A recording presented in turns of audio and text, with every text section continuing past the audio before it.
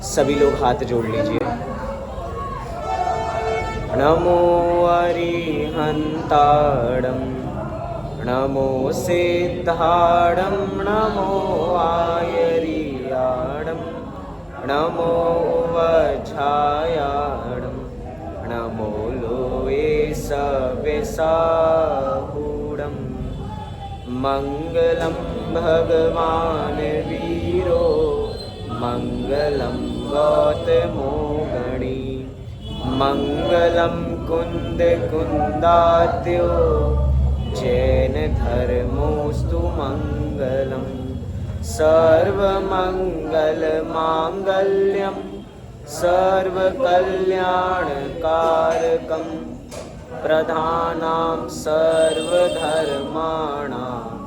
जैनं जयतु शासनं, जैनं जयतु शासनम्।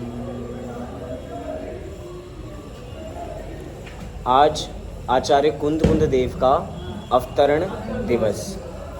थोड़ा समय हम आचार्य कुंद कुंद देव की बात करेंगे कि हमें पता लगना चाहिए कि हमारा गौरव किनसे है।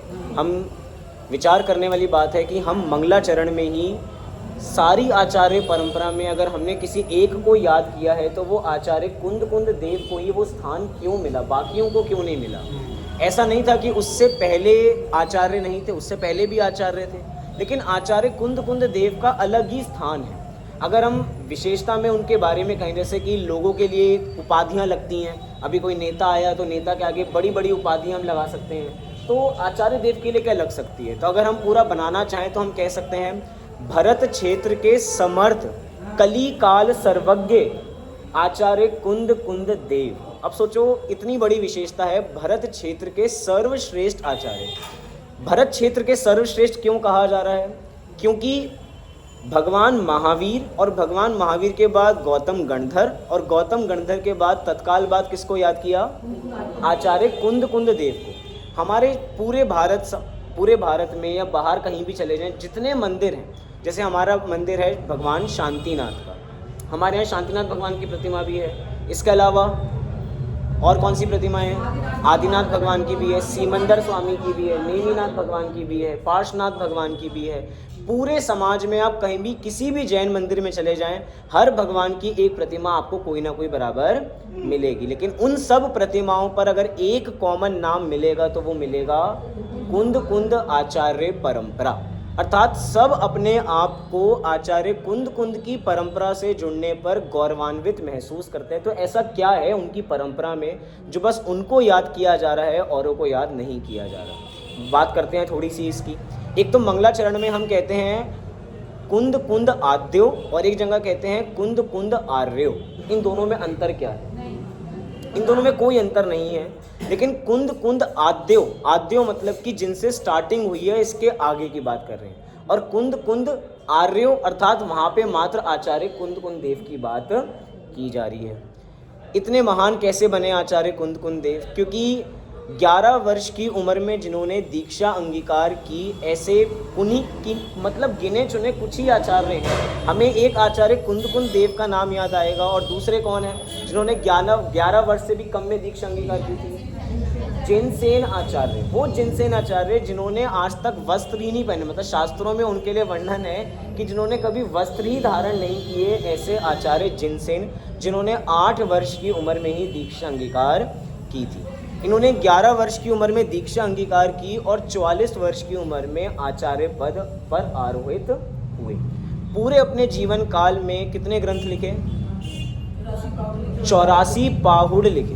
प्रारंभ में हमें मुख्यतः 6 पाहुड़ ही मिले थे। कितने पाहुड़ मिले थे? 6 पाहुड़। इसलिए आप कुछ ग्रंथों के नाम देखेंगे, उसका नाम है षट प्राभृत। क्या नाम है? षट प्राभृत। कुछ समय बाद 2 और मिले, तो आपको ग्रंथ ऐसे भी मिले होंगे जिसमें लिखा अष्ट प्राभृत। लेकिन अब बढ़ते बढ़ते हमें कुछ और ग्रंथों की प्राप्ति हुई, तो 12 से 13 ग्रंथ हमें बराबर मिल जाते हैं। मुख्यतः जीवन के बारे में भी देखेंगे, लेकिन पहले थोड़ा उन्होंने क्या कर्तृत्व है उनके बारे में विचार करते हैं। 5 ग्रंथ हम मुख्यतः देखते हैं: समय सार, नियम सार, प्रवचन सार, पंचास्तिकाय संग्रह और अष्टपाहुड़। अष्टपाहुड़ कोई एक ग्रंथ नहीं है, अष्टपाहुड़ 8 अलग अलग ग्रंथ हैं। अब उन सब पाहुड़ों को इकट्ठा करके एक ग्रंथ बना दिया गया तो कितने ग्रंथ बन गए? अष्टपाहुड़ एक ग्रंथ बन गए। लेकिन अगर 8+4 करेंगे तो कितने ग्रंथ बन गए? 12 ग्रंथ बन गए, क्योंकि 8 अलग अलग पाहुड़ तो अपने में है ही, क्योंकि 84 पाहुड़ लिखे ना उन्होंने, तो 8 अलग अलग ग्रंथ ऐसे हो गए और 4 अपने अलग ग्रंथ, जैसे समय प्रावृत, प्रवचन प्रावृत, नियम प्रावृत और पंचास्तिकाय संग्रह। देखा जाए तो पंचास्तिकाय संग्रह भी संग्रह ग्रंथ है, पंचास्तिकाय संग्रह भी संग्रह ग्रंथ है, लेकिन एक ही विषय वस्तु है आचार्य कुंद देव की, तो वो भी एक ही ग्रंथ कंबाइन होगा। लेकिन जिन्होंने 84 पाहुड़ लिखे हों तो वो व्यक्तित्व अपने में बहुत महान होगा। कैसा था वो व्यक्तित्व? उनका व्यक्तित्व उनके नाम में छुपा है। कैसे नाम में छुपा है? उनके 5 नाम हैं, उन 5 नामों से उनका कर्तृत्व छुपा है। कैसे, कौन कौन से उनके 5 नाम हैं? उनके जीवन काल से अंत तक देखते हैं तो हमें नाम की याद रहेगा, हमें घटनाएं भी याद रहेंगी और उनके नाम भी याद रहेंगे। सबसे पहले क्या? सबसे पहला नाम है पद्मनंदी।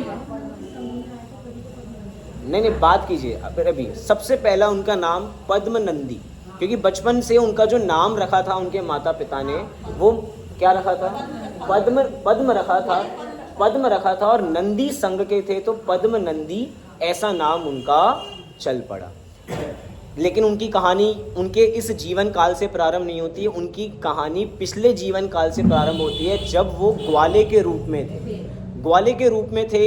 और पूरे, अब ग्वाला के कुछ पद ज्ञान है नहीं, लेकिन एक संघ बैठा हुआ है जंगल में जहाँ पे उपदेश चल रहा है, जहाँ पे आत्मा की बात चल रही है। उनके पास गए, उनके पास विचार किया, कुछ आत्मा की बात कर रहे हैं, ठीक है, कुछ समझ में नहीं आया। अगले दिन दोबारा गए तो देखा कि पूरा का पूरा जंगल जल रहा है और एक पेड़ है जो जल नहीं रहा, जिसके बीच में क्या रखा है? एक ग्रंथ रखा है। अब वो ग्रंथ, उन्होंने कहा कि पूरा जंगल जल रहा है लेकिन ये पेड़ नहीं जल रहा है, इसका मतलब इसका मूल्य बहुत है। तो उन्होंने उस ग्रंथ को लिया और उन आचार्यों को जिन्होंने वो लिखा था वहीं पे थे, उनको भेंट दिया और उनको उपदेश स्वरूप मिला कि आपका इस भव का अंत, मतलब इस भव का अंत से मतलब आपके इस संसार का अंत बहुत जल्दी आएगा। और इसी फलस्वरूप अब उन्होंने जिस घराने में जन्म लिया वो राज घराना था। उनका बचपन में नाम पद्म रखा गया। पद्म प्रारंभ से ही बड़े ज्ञानवान थे, पढ़ने में बड़े रुचिवान थे। उनके माता पिता उनको बचपन से ही आध्यात्मिक लोरियां सुनाया करते थे। अब वो बचपन से ही वो स्वरूप देख के कि उनके नगर में एक मुनिराज आए, उनका प्रवचन हुआ और उनके प्रभाव से कि मुझे भी आगे जाके ऐसे ही नग्न अवस्था धारण करनी है। उनके माता पिता को भी नहीं पता था कि ये आगे चलकर जो अवस्था धारण करनी है, ऐसा विचार 11 वर्ष के बालक को आ रहा है। क्योंकि हमारे यहाँ 8 वर्ष का बालक अपने हित अहित का विचार स्वयमेव कर सकता है। 8 वर्ष का बालक सम्यक दर्शन लेने का अधिकारी हो जाता है। तो उन्होंने 11 वर्ष की उम्र में दीक्षा अंगीकार कर ली।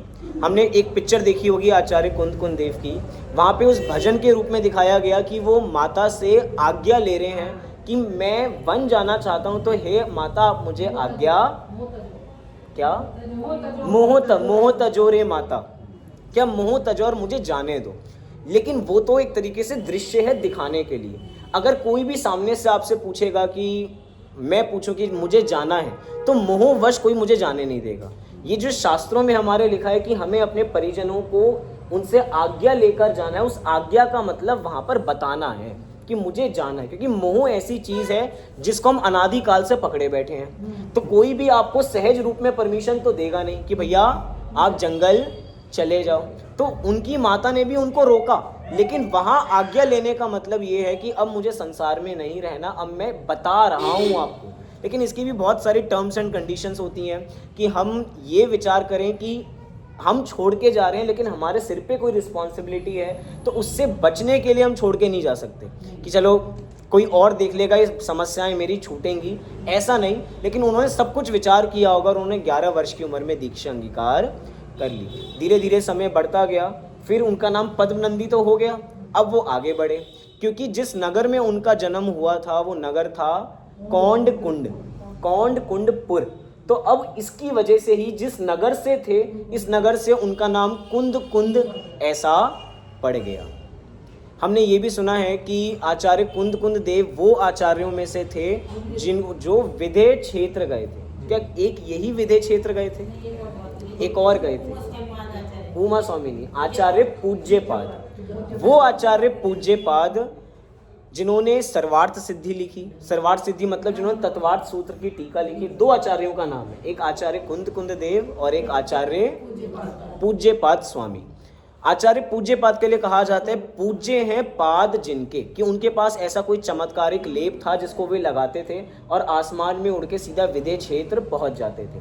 क्योंकि विदेह क्षेत्र जाना एक अपने में बहुत बड़ी बात है, कोई व्यक्ति मरकर वहां पर जाए तो अलग बात है, ये अपने इसी जीवन काल में अपनी रिद्धियों के माध्यम से, अपने प्रभाव से, जो भी उस समय रहा होगा कि विदेह क्षेत्र जा रहे हैं और विदेह क्षेत्र से सुन के उपदेश ला रहे हैं, ये बहुत बड़ी बात है। क्यों? क्योंकि यहाँ पर भरत क्षेत्र में हर समय शमोशरण की व्यवस्था नहीं है, लेकिन विदेह क्षेत्र में हर समय विद्यमान 20 तीर्थंकर, हम पूजा करते हैं विद्यमान 20 तीर्थंकर की, तो वहाँ पे हर समय 20 तीर्थंकर विद्यमान रहते ही हैं। सीमंदर, युगमंदर, बाहु, सुबाहु, संजातक इत्यादि 20 हैं। और यहाँ पे तो एक 24सी जाती है तो अगली 24सी के नए नाम हैं। हम बलबीर नगर में जाएंगे तो वहाँ पे भूत, वर्तमान और भविष्य तीनों दिखेंगे हमें 24सी, सबके नाम अलग अलग हैं। लेकिन विदेह क्षेत्र में ऐसी कोई समस्या नहीं है, वहाँ पे एक सीमंदर जाते हैं, मोक्ष की प्राप्ति करते हैं, तो अगली सीट भी सीमंदर की ही है, अगली सीट भी युगमंतर की ही है।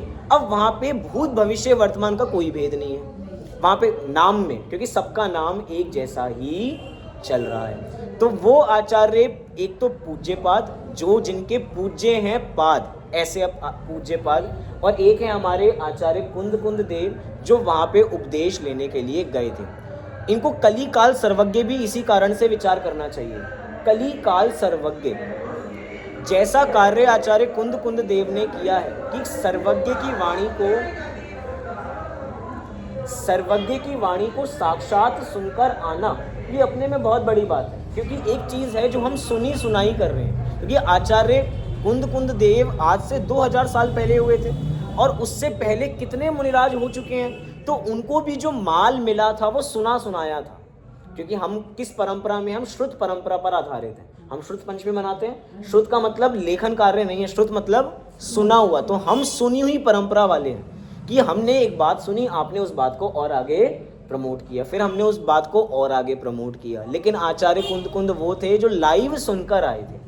अब एक व्यक्ति वो है जो सुन के बात कर रहा है और एक व्यक्ति वो है जो असली बात सुनकर आया। असली से मतलब सुनी सुनाई नहीं, क्योंकि सुनी सुनाई के अंदर फर्क हो सकता है। हम एक गेम खेलते थे पहले चाइनीज़ विस्पर करके, कि एक बात मैं बोलूँगा, उस बात को आप बोलोगे। बहुत सारी कंपनीज में टीम बिल्डिंग के लिए गेम कराया जाता है कि मैंने एक बात बोली है, अब आखिरी व्यक्ति तक वो बात कैसे पहुंचती है। हमने कुछ बोला था और अंतिम व्यक्ति तक कुछ और ही पहुंचती है। तभी आप कहीं देखेंगे कण्णा नियोग के ग्रंथों में किन्हीं चीज़ों के अंदर भेद मिलता है। क्यों मिलता है? क्योंकि किसी आचार्य को श्रुत परंपरा से कुछ और मिला और किन्हीं आचार्यों को श्रुत परंपरा से कुछ और मिला, क्योंकि वो श्रुत परंपरा कण्णा नियोग की बातों में ही फेर मिलेगा आपको। क्यों? क्योंकि उस चीज़ को प्रमाणित नहीं कर सकते आप। हम सेल्फ एक तो अनुभव से कर सकते हैं, इसीलिए जितनी भी आगम में हमें अनुभव वाली चीज़ें हैं उसमें कोई गलती नहीं मिलेगी। गलती से मतलब कोई मतभेद नहीं मिलेगा। लेकिन जहाँ पे कुछ ना कुछ अंक प्रस्तुत करने हैं, वहाँ पे हो सकता है कि किसी आचार्य का कोई मत हो और किसी आचार्य का कोई मत हो। तो आचार्य कुंद देव को इसकी वजह से भी कली काल सर्वज्ञ कहते हैं। विदेह क्षेत्र में जितने लोगों की हाइट है, अब तीसरे नाम के ऊपर बढ़ रहे हैं। पहला नाम हमने क्या देखा? पद्मनंदी। दूसरा नाम हमने क्या देखा? कुंद आचार्य देव। अब तीसरे नाम की ओर आगे बढ़ रहे हैं, एलाचार्य। अब ये एलाचार्य नाम कैसे पड़ा? विदेह क्षेत्र में सबकी हाइट 500 धनुष है। कितनी है? 500 धनुष। और एक धनुष कितना है? एक धनुष में है 4 हाथ। कितने हाथ हैं? 4 हाथ। एक हाथ हो गया इतना बराबर। अब ऐसे 4 हाथ मान लो बराबर। अब 500 मतलब सबके 500 नहीं है, कोई 500 धनुष का, कोई 550 धनुष का, कोई 600 धनुष का, मतलब सबकी एवरेज हाइट 500 धनुष के ऊपर है। 500 धनुष पहुंचती है। अब क्या? हाँ, वो तो छोटे नहीं, जो हाथ का प्रमाण है वो आत्मंगल प्रमाण होता है। आत्मंगल मतलब अपने हिसाब से वो देखा जाएगा। तो 500 धनुष, अभी जो 500 धनुष की बात है ये भरत क्षेत्र के हिसाब से चल रही है। ये विदेश क्षेत्र के हिसाब से फिर तो बहुत ऊंचा हो जाएगा। विदेश क्षेत्र के हिसाब से नहीं, क्योंकि हम अपने हिसाब से बात करेंगे ना। हमारे भरत क्षेत्र के आचार्यों ने ये चीज़ें हमें बताई हैं, तो उनके हाथ तो हमारे जैसे ही थे, इसीलिए उनकी बात यहाँ पे की जा रही है। तो क्या कह रहे हैं वापसी, 500 धनुष की एक हाइट आदमी की। अब कोई भी वहाँ पर है तो 500 धनुष का है। और आचार्य कुंद देव गए हैं भरत क्षेत्र से, वो कितने हाथ के होंगे, 3 हाथ, 3.5 हाथ। 2000 साल पहले भी चले जाएं तो कितनी हाइट होगी, 3 साढ़े 3 हाथ, इससे ज़्यादा नहीं हो सकती। अब एक व्यक्ति 500 धनुष का और आचार्य कुंद देव 3 साढ़े 3 क्या, अरे क्यों एक हाथ इतना, नहीं धनुष 3 साढ़े 3 धनुष, ऐसे मान लो 3 साढ़े 3 धनुष इतनी हाइट के बराबर होंगे, हाँ 7 हाथ के करीब मान लीजिए। अब एक तरफ 500 और एक तरफ इतने से, अब समूह शरण में बैठे हैं, किसी ने उनको भैया हाथ पे ही रख लिया, और हाथ पे रखे, क्योंकि समूह शरण के अंदर ऐसा है कि हम कोई भी सवाल तीर्थंकर से पूछें, दिव्य ध्वनि में साक्षात उसका उत्तर मिल जाता है। किसी को जिज्ञासा हुई कि भैया ये छोटे से जीव कौन है, ये कहाँ से आए, ये इलायची के बराबर कौन व्यक्तित्व है, इलायची के बराबर, क्योंकि कोई भी व्यक्ति होगा, हमारे शरीर के हिसाब से भी इलायची कितनी सी है, इतनी सी है। तो उस समय समूह शरण के अंदर कैसा वो स्वरूप बना होगा कि किसी ने उनको हाथ पे रखा और समूह शरण में पूछा कि भैया ये कौन इलायची के जैसे हैं, तो समूह शरण में उत्तर आया कि ये भरत क्षेत्र के समर्थ आचार्य कली काल सर्वज्ञ आचार्य कुंद देव हैं। लेकिन भैया 8 दिन तक रहे थे वो वहाँ पे, कितने दिन, 8 दिन। अब 8 दिन कोई भी व्यक्ति कहीं भी विहार करने चले जाए, छोटा सा इलायची जितना, अब यहाँ पे ही कोई छोटा सा चावल गिर जाए, हमें दिखेगा, हमें नहीं दिखेगा। अब 8 दिन तक वो विदेश क्षेत्र में है, तो कोई भी उनके बारे में पूछे तो यही कि भैया वो इलायची जैसे दिखने वाले आचार्य कहाँ हैं, तो उनका नाम क्या पड़ गया, एलाचार्य। क्या पड़ गया, वो आते हुए, अभी बात करेंगे, इसीलिए वो वापसी आते हुए की बात है, उनके जीवन क्रम के हिसाब से नाम देख रहे हैं। तो अब इलायची बराबर जितना 8 दिन तक वहाँ पे थे, कितने दिन, 8 दिन। 8 दिन तक उन्होंने आहार ग्रहण नहीं किया।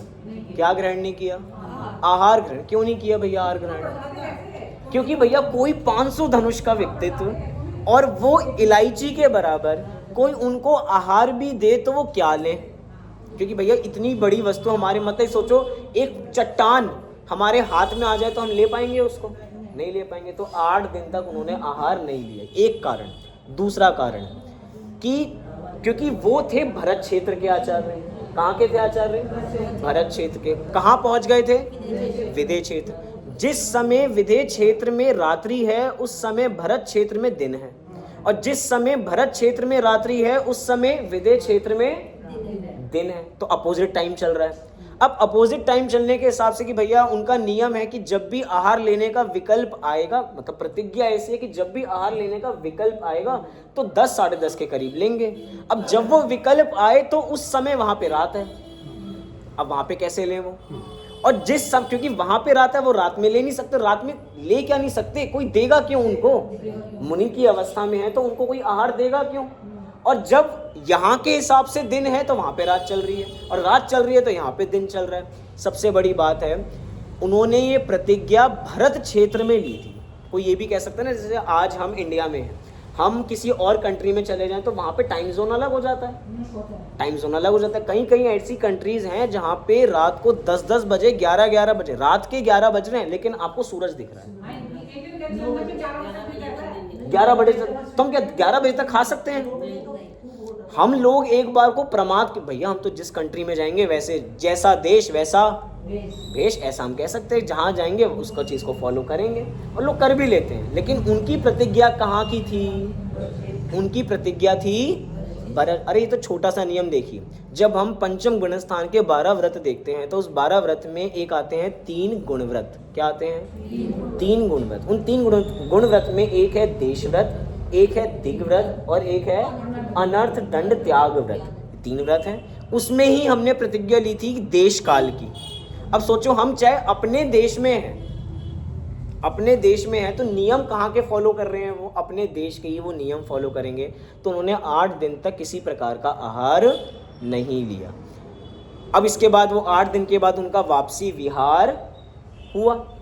वापसी विहार हुआ तो एक हाथ में पिछी थी और एक हाथ में कमंडल था। विहार हो ही रहा था, लेकिन उस समय ही उनके हाथ से उनकी पिछी बीच रास्ते में कहीं गिर गई। और मुनिराज का नियम है, पिछी कमंडल में से एक बार को उनके साथ कोई चल रहा होगा तो उनका कमंडल तो वो पकड़ सकता है, लेकिन पिछी नहीं पकड़ सकता।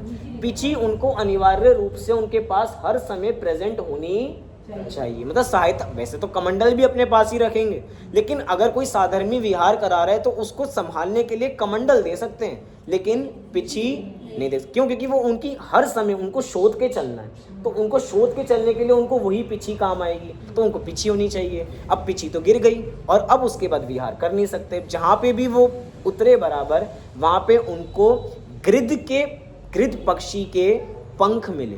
उन्होंने उसी पंख को इकट्ठा करके उसकी पिछी बनाई। हमारे आचार्यों का ये नियम है, मुनिराजों का नियम है। आजकल तो हम जो देखते हैं कि हमें बड़ी पिछी भी बड़ी सुंदर सी दिखती है। आप देखेंगे पिछी भी बड़ी सुंदर है, कमंडल भी देखने में इतना सुंदर लगता है। पुराने समय में ये चीज़ कोई भेंट नहीं करता था ना, ये भेंट करने की वस्तु है। अगर हम अपने शास्त्र पढ़ें तो मुनिराज खुद ही पिछी बनाते हैं। खुद पिछी कैसे बनाते हैं, कहाँ इकट्ठा करेंगे, इकट्ठा करने की आवश्यकता नहीं पड़ती है। सहज व्यवस्था बनती, कैसे बनती है?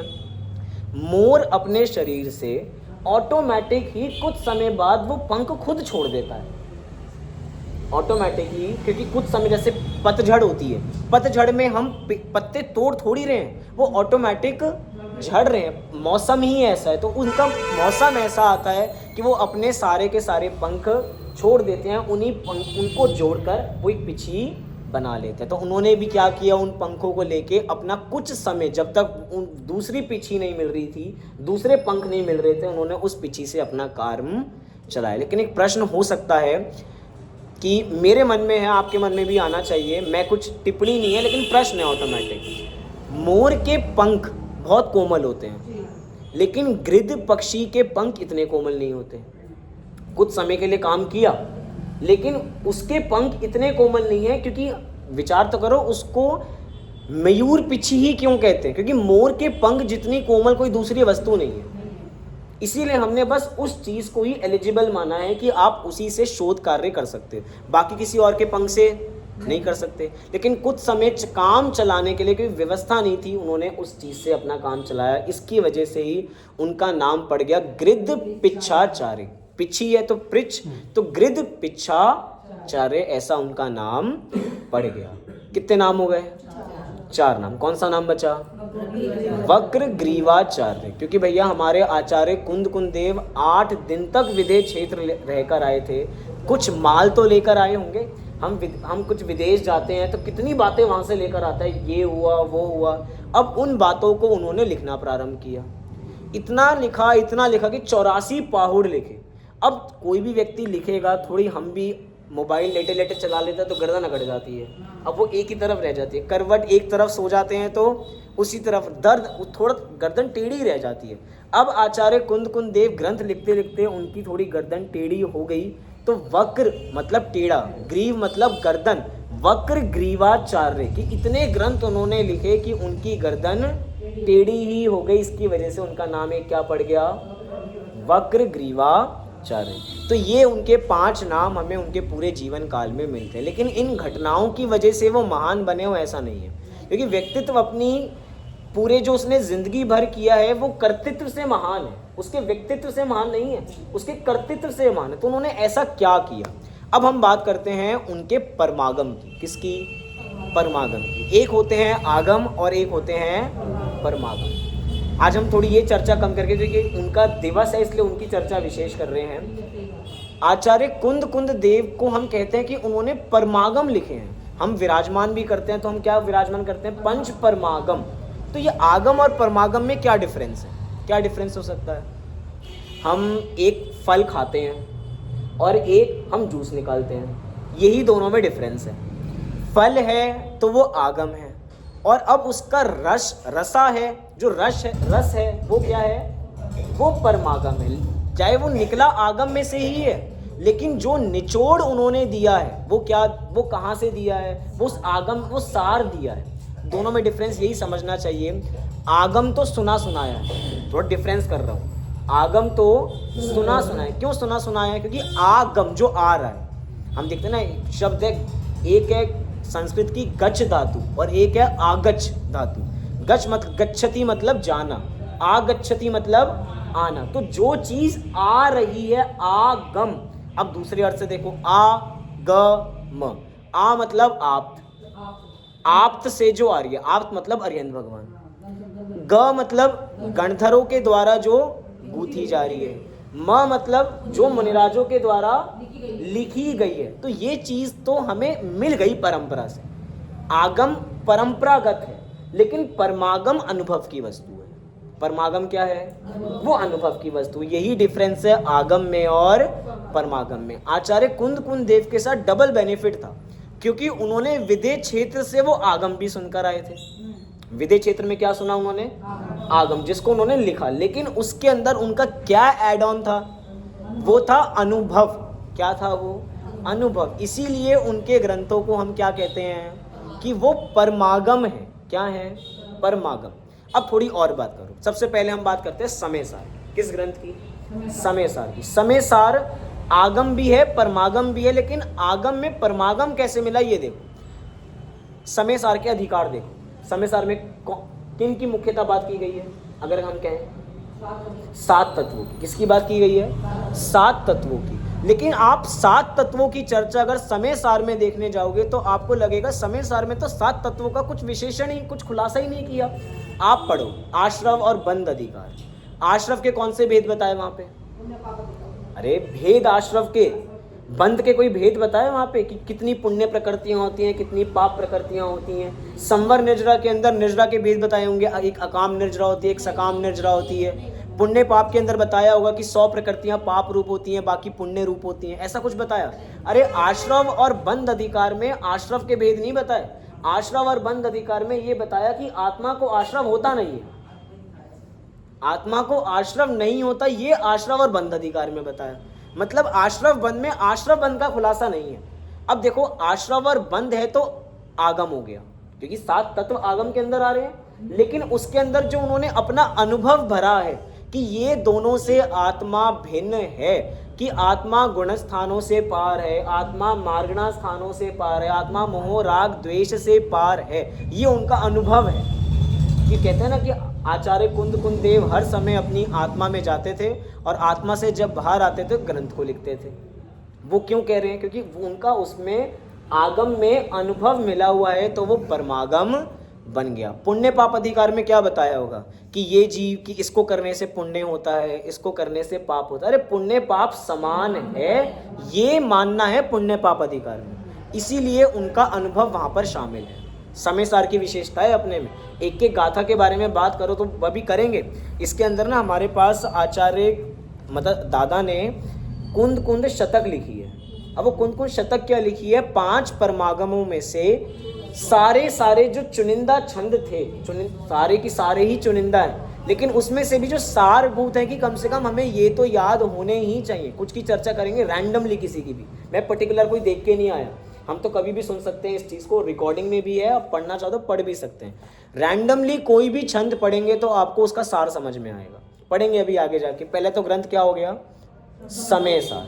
चलो दूसरे ग्रंथ की बात करते हैं, क्योंकि हम पहले आगम की बात कर लेते हैं। दूसरा ग्रंथ हम ले रहे हैं पंचास्तिकाय संग्रह। कौन सा ग्रंथ ले रहे हैं? एक जगह 7 तत्वों की बात हो गई या 9 पदार्थों की बात हो गई। पंचास्तिकाय संग्रह में 6 द्रव्यों की बात हो गई। नाम उसका पंचास्तिकाय संग्रह है, लेकिन 6 द्रव्यों की बात उसमें मिल गई ना।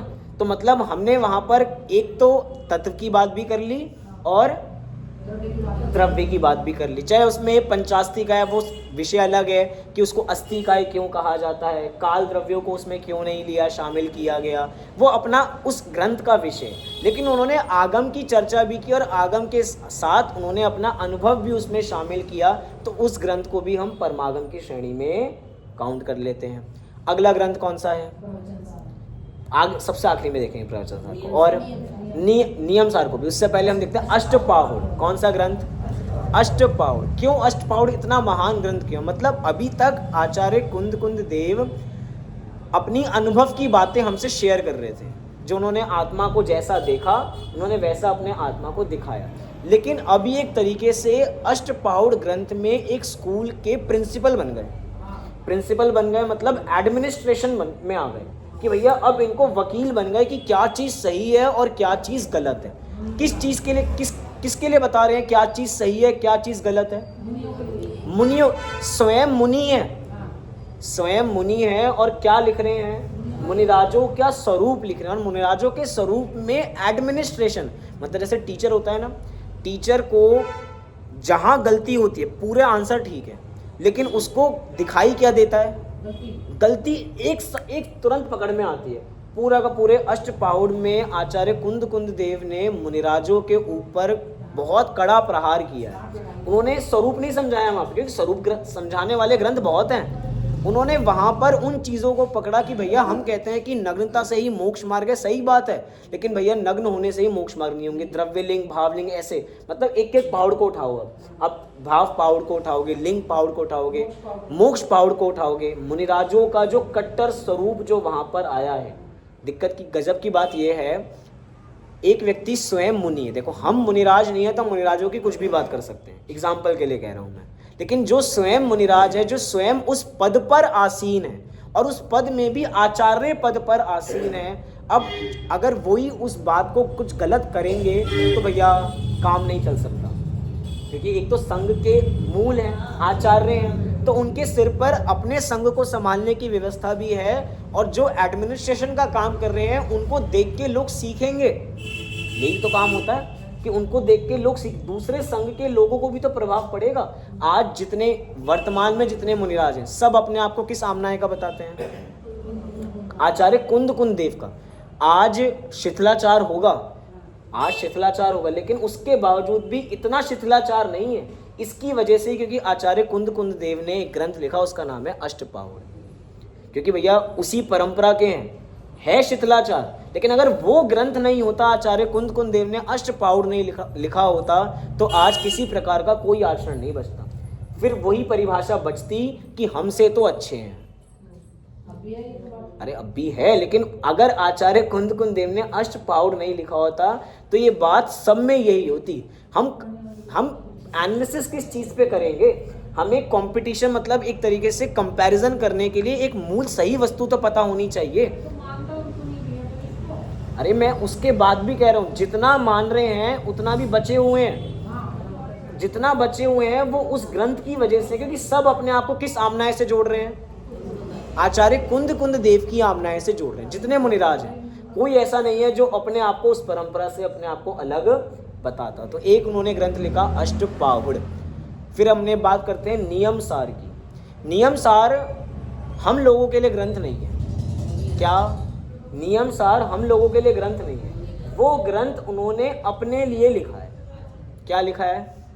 नियम सार ग्रंथ उन्होंने अपने लिए लिखा है। आप नियम सार की अंतिम गाथा देखेंगे तो उन्होंने लिखा कि ये ग्रंथ मैं अपने भावों के लिए लिख रहा हूँ, ये मैं अपनी शुद्धि के लिए लिख रहा हूँ। जैसे पर्सनल डायरी होती है ना, रोज़ रात को पहले कहते थे हमें लिखने की आदत होनी चाहिए, वो पर्सनल डायरी हम किसी का शेयर नहीं करते। तो वो आचार्य कुंद देव की नियम सार उनकी पर्सनल डायरी है। क्या लिखा उसमें उन्होंने कारण परमात्मा के बारे में बताया। किसके बारे में? कारण परमात्मा। दादा ने भी एक लिखी है रचना, दो तरह के भगवान। क्या लिखी है?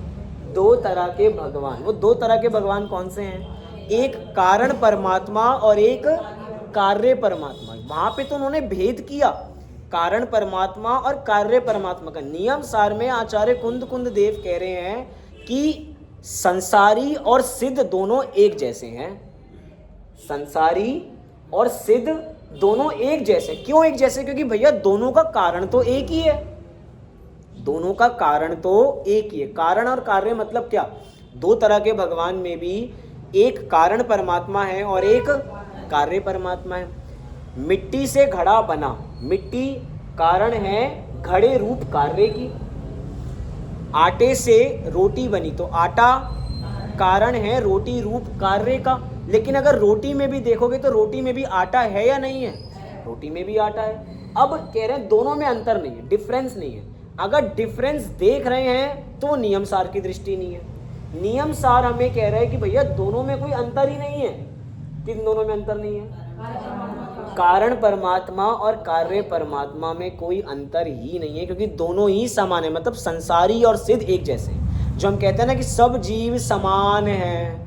आज 10 लक्षण प्रारंभ हुए हैं। 10 लक्षण में एक, क्योंकि 10 लक्षण के साथ 16 कारण भावनाएं भी चलती हैं। 16 कारण भावनाओं के अंदर कहते हैं कि भैया ये 16 कारण भावनाएं बनती कैसे हैं, कि तीर्थंकर प्रकृति का बंद कैसे हो, जब सबको समान समझा जाता है। सबको समान के अंदर वो अरिहंत सिद्ध आएंगे या नहीं आएंगे? सब जीव समान, वो समानता की दृष्टि वो नियम सार हमें दे रहे हैं। किसी प्रकार का किसी में कोई भेद नहीं है, कौन छोटा कौन बड़ा। वहाँ पे पंच परमेष्टि को पूजना है ये बात नहीं है, क्योंकि पंच परमेष्टि तो मेरे जैसे ही हैं। पूज्यता का व्यवहार तब होता है जब किसी को हम बड़ा मानते हैं। लेकिन कार्य कारण परमात्मा के अंदर कह रहे हैं दोनों में कोई भेद ही नहीं है, दोनों समान ही है। मतलब दोनों अलग अलग तराजू पे नहीं है, दोनों एक ही मंच पे बैठे हैं। संसारी भी उसी मंच पे है और सिद्ध भी उसी मंच पे है। सोचो इतनी बड़ी दृष्टि दे रहे हैं बस एक के बेस पे, वो है कारण परमात्मा। तो नियम सार की विषय वस्तुओं में ये बताती है, और उसी कारण परमात्मा को वो हर समय ध्यान रहे थे। तो इसलिए वो उनकी पर्सनल डायरी है। नियम सार क्या है? उनकी पर्सनल डायरी। लेकिन होता है ना कि दूसरे की डायरी पढ़ने में मज़ा बहुत आता है।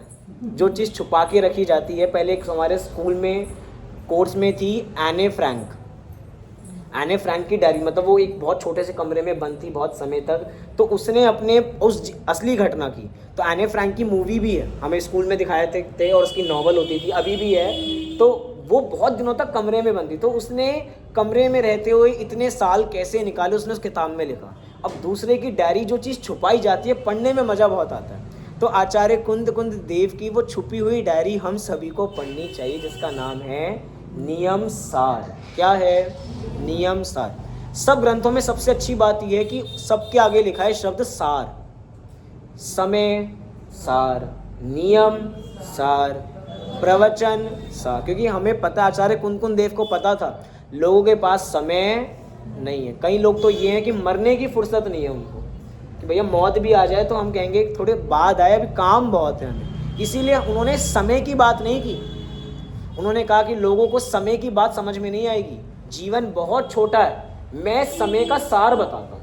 समय का सार मतलब, समय मतलब आत्मा हो गई, उसका सार मतलब हो गया द्रव्य कर्म, भाव कर्म, 9 कर्म से रहित एक आत्मा। बस मूल बात समझ लो, उनको और कोई दूसरी बात नहीं करनी। ऐसे ही आप देखोगे नियम सार में, नियम का मतलब क्या होता है? नियम मतलब आचरण। और क्या हो सकता है नियम? हम मंदिर में नियम लेते हैं, भैया नियम से रहना चाहिए। अब उस नियम का भी सार, नियम का मतलब अगर आत्मा है, नियम का मतलब अगर आत्मा है, तो उस नियम के सार का मतलब है कारण परमात्मा, जिसकी बात नियम सार के अंदर की गई है। कितने ग्रंथ हो गए? 4 ग्रंथ हो गए। कौन कौन से? प्रवचन सार रह गया। तो कितनी जल्दी 4 ग्रंथ कर लिए हमने। 5वां ग्रंथ कौन सा है? प्रवचन सार। नाम ही इतना सुंदर है, प्रवचन सार। प्रवचन का मतलब ही क्या होता है? दिव्य ध्वनि। प्रकृष्ट वचन मतलब वो दिव्य ध्वनि, और तो संधि विच्छेद हो गया, प्र प्लस वचन, प्रकृष्ट वचन, और वो प्रकृष्ट वचन होते हैं दिव्य ध्वनि के। अब उस दिव्य ध्वनि, क्योंकि प्रवचन का मतलब क्या हो गया? दिव्य ध्वनि, और ग्रंथ का नाम है प्रवचन सार। अब उस प्रवचन सार में उस दिव्य ध्वनि का सार है। लोगों को प्रवचन सार ग्रंथ बहुत कठिन लगता है, लेकिन आपको पता है पूरी यूनिवर्सिटीज़ के अंदर अगर कोई ग्रंथ पढ़ाया जाता है तो समय सार नहीं पढ़ाया जाता। हमें समय सार की महिमा बहुत आती है, हमें नियम सार अष्टपाउड़ की महिमा बहुत आएगी, और हम प्रवचन सार का कम पढ़ेंगे, समय सार ज़्यादा पढ़ेंगे। आप हर सभा में देखेंगे समय सार की ज़्यादा महिमा गाई जाती है, प्रवचन सार थोड़ा साइड में रह जाता है। लेकिन हर यूनिवर्सिटी के अंदर कोई ग्रंथ पढ़ाया जाता है, जैन यूनिवर्सिटी मतलब जैन सिलेबस में, तो प्रवचन सार, प्रवचन सार लिखा था। तो प्रवचन सार लिखा था इसकी वजह से नहीं मैं कह रहा हूँ वो पढ़ाते हैं, उसकी विषय वस्तु की वजह से उसको पढ़ाया जाता है, क्योंकि उसके अंदर जो माल उन्होंने भरा है। क्या है प्रवचन सार के अंदर? प्रवचन सार के अंदर 3 अधिकार हैं। कितने अधिकार हैं?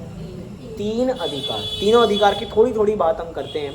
पहला अधिकार है ज्ञान तत्व प्रज्ञापन अधिकार। कौन सा अधिकार है? ज्ञान तत्व प्रज्ञा। ये बातें आपको पता है, मुझे पता है, लेकिन इन बातों को रिपीट करने से थोड़ी वापसी, जो विस्मृत चीज़ें हैं वो याद आ जाती हैं। पहला कौन सा अधिकार है? ज्ञान तत्व प्रज्ञापन अधिकार। दूसरा है ज्ञेय तत्व प्रज्ञापन अधिकार। और तीसरा है चरणानियोग सूचक चूलिका। क्या है? चरणानियोग सूचक चूलिका। अब ये नाम अलग अलग आचार्यों ने दिए हैं, क्योंकि हर ग्रंथ पे टीकाएं बहुत लिखी गई हैं। एक टीका आचार्य अमृत चंद्र देव ने लिखी है, तो एक टीका जयसेन आचार्य ने लिखी है। जयसेन आचार्य ने इन 3 अधिकारों के नाम अलग दिए हैं। उन्होंने कहा ये 3 अधिकारों के नाम हैं सम्यक दर्शन, सम्यक ज्ञान, सम्यक चारित्र। अब इन तीनों को बिठाने की कोशिश करते हैं। पहले हम इसकी विषय वस्तु पकड़ में आ जाए तो हम ये पता लग जाएगा कि हम किसको सम्यक दर्शन कहें, किसको सम्यक ज्ञान कहें और किसको सम्यक चारित्र कहें। पहले अधिकार का नाम क्या था? ज्ञान तत्व। क्या नाम था? ज्ञान तत्व। ज्ञान मतलब जहाँ पर ज्ञान की बात है, जहाँ पे 6 द्रव्य 7 तत्व की बात चल रही है, जिसके ज्ञान की बात चल रही है। तो अगर ज्ञान की बात होगी तो वहाँ पे क्या फिट हो जाएगा? सम्यक ज्ञान। क्या फिट हो जाएगा? सम्यक ज्ञान। ज्ञेय तत्व। ज्ञेय तत्व के अंदर श्रद्धान की बात है कि हमें जो ज्ञेय है, जो 6 द्रव्य 7 तत्व हैं, उनका किस प्रकार श्रद्धान करना है। उसकी जो श्रद्धान की बात है वो कहाँ पे की गई है? किसकी बात कहाँ पे की गई है? ज्ञेय तत्व प्रज्ञापन। उसके अंदर समझ में आ जाएगा। चरणानियोग सूचक चूलिका। अरे नाम में ही क्या है? चरणानियोग। जहाँ पे आचरण की बात है तो वहाँ पे क्या हो गया? सम्यक ज्ञान चंद्रिका। लेकिन अगर हम इसको दूसरे रूप में देखें तो हम कह सकते हैं प्रवचन सार देव शास्त्र गुरु का ग्रंथ है। कैसा ग्रंथ है? देव शास्त्र और गुरु का ग्रंथ है। कैसे कह सकते हैं? इन 3 अधिकारों से समझ में आएगा। गुरु तो हमें समझ में आ गया, कैसे गुरु है? चरणानियोग सूचक चूलिका की वजह से हम उसको कह सकते हैं गुरु का स्वरूप। हम कहते हैं ना, हमें देव शास्त्र गुरु के श्रद्धान का नाम सम्यक दर्शन है। तो प्रवचन सार को पढ़ने से सम्यक दर्शन कैसे होगा? अगर हमने चरणानियोग सूचक चूलिका पढ़ ली तो हमें वहां पे गुरु का स्वरूप समझ में आ जाएगा। अब देव के स्वरूप की कहाँ पे बात की गई है? अब ज्ञेय क्या है?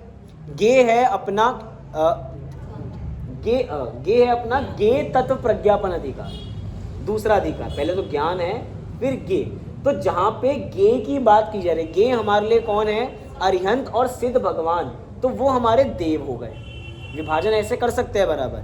और एक अपने बचे देव शास्त्र, ज्ञान की बात, जहाँ पे 6 द्रव्य 7 तत्व की बात चलती है, वो शास्त्र होते हैं। इसीलिए प्रवचन सार देव शास्त्र गुरु का ग्रंथ है। ऐसे भी हम प्रवचन सार ग्रंथ को देख सकते हैं। लेकिन सभी के सभी ग्रंथ अपने में बेजोड़ हैं।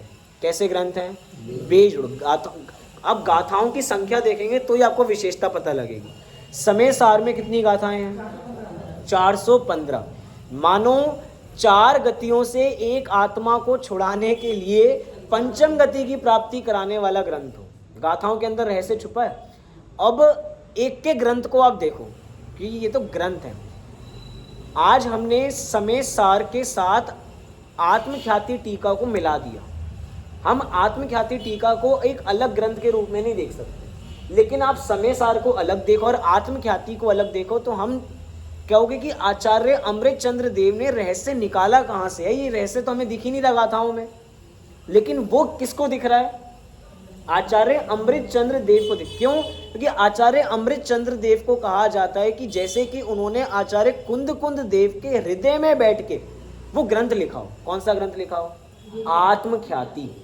मैं आचार्य कुंद कुंद देव की तारीफ कर रहा हूँ। ये सारी मतलब जितने आगे आचार्य हैं, क्यों आचार्य भगवान महावीर गौतम गणधर के बाद कुंद कुंद को याद किया जाए? क्योंकि उनका कर्तृत्व इतना महान है। वो रहस्य हमें नहीं दिख रहा गाथाओं के अंदर, लेकिन वो रहस्य किसको दिख रहा है?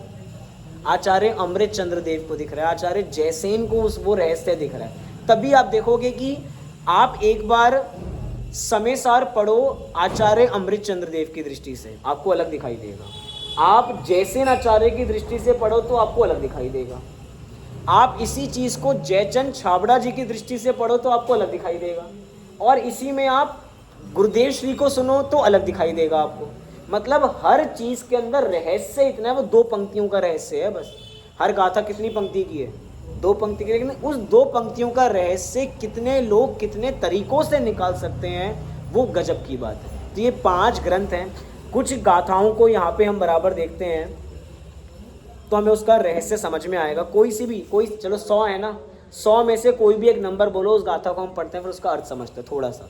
कितने सुंदर गाथा है, कोई भी नंबर बोलो रैंडमली। 38, 38 फेवरेट नंबर है 38, मतलब 38। अब देखिए क्या लिखा, जो लाज गारव और भयवश पूजते दृग भ्रष्ट को, की पाप की अनुमोदना ना बोधि उनको प्राप्त हो। कोई बिना देखे बता सकता है किस ग्रंथ की होगी? अष्टपाहुड़। क्यों पता लगा अष्टपाहुड़ की है? जो लाज गारव और भयवश पूजते दृग भ्रष्ट को। आज हम सब में से कई लोग परंपरावश इसीलिए पूज रहे हैं कि हमारा गौरव उसमें है, कि भैया हमारी परंपरा चली आ रही है, जिनकी होता है ना कुल देवी देवता, कि हमारे में तो कुल में उनको पूजा जाता है। लेकिन इसकी वजह से कि पाप की अनुमोदना ना बोधि, बोधि मतलब ज्ञान, ज्ञान मतलब सम्यक ज्ञान, कि उनको सम्यक ज्ञान की प्राप्ति नहीं हो सकती है। बहुत सामान्य सा इन वचनों का अर्थ है, इनका रहस्य बहुत है। कोई और नंबर बोलिए। एक एक गाथा पढ़ने लायक है, अभी हमारे पास सबके पास नहीं है, तो हम इसका पाठ भी कर सकते थे। 19, चलो 19 देखते हैं। दर्शन रहित यदि वेश हो, चारित्र विरहित ज्ञान हो, संयम रहित तप निरर्थक आकाश कुसुम समान हो। कितना बढ़िया एग्जाम्पल दिया, आकाश कुसुम समान हो। जब मैं इधर से आ रहा था ना घर से अपने वापसी, तो बीच में मेरे कुत्ते पड़ गए। अब कुत्ते पड़ गए, मुझे तो डर लगता है भैया, तो ऊपर से एकदम आकाश से कमल आ रहा था। अभी आए थे ना कमल वाले, यही कमल वाले बीच में मुझे मिलकर, वो आकाश से आ रहे थे, तो मैंने उनको हाथ पकड़ लिया, उन्होंने मुझे सीधा कहाँ लैंड करा दिया? मंदिर पे लैंड करा दिया। हो सकता है ऐसा? जैसे ये कपोल कल्पना है, मेरी मन गढ़ंत कहानियाँ हैं कि मुझे कमल वाले मिले थे वैसे तो सच्ची में, लेकिन रोड पे मिले थे, आसमान में नहीं मिले थे। लेकिन वो आकाश कुसुम कि मुझे बीच में हवा में ऊपर से मिले और मुझे यहाँ पे सीधा उन्होंने लैंड करा दिया। जैसे ये कपोल कल्पना है, ये बात सिद्ध नहीं है। ऐसी यहाँ पे कह रहे हैं, दर्शन रहित यदि वेश हो, मतलब हमने बाहर में वेश कोई सा भी धारण कर लिया। वेश का मतलब कह रहे हैं कि हमने पंचम गुणस्थान व्रत के योग्य आचरण, एलक छुल्लक हम बन गए, या हम मुनिराज की अवस्था में बराबर आ गए, या मुनिराज की अवस्था में छोड़ो, हमने कोई सा भी नियम ऐसा ले लिया जिसकी वजह से हम चाहते हैं कि हमारी समाज में तारीफ हो, लेकिन हमें उसका दर्शन नहीं है, मतलब उस पर श्रद्धा नहीं है। हमें ये नहीं पता कि हम वो काम क्यों कर रहे हैं। दर्शन रहित यदि वेश हो, चारित्र विरहित ज्ञान हो, कि हमने चारित्र को धारण कर लिया बिना ज्ञान के। तभी आप देखेंगे सम्यक दर्शन ज्ञान चारित्र में ज्ञान को बीच में क्यों रखा? क्योंकि ज्ञान इधर भी प्रकाश देगा और इधर भी। ज्ञान मध्य दीपक है, वो इधर भी प्रकाश देगा और इधर भी। अब संयम रहित तप की बाल तप है। अब बाल तप हमें पता है क्या होता है। कोई और गाथा बताओ, चलो और आगे चलते हैं। अरे कुंद कुंद शतक है, 100 गाथाएं हैं इसमें, 100 से बाहर आउट ऑफ सिलेबस हो गया। 72।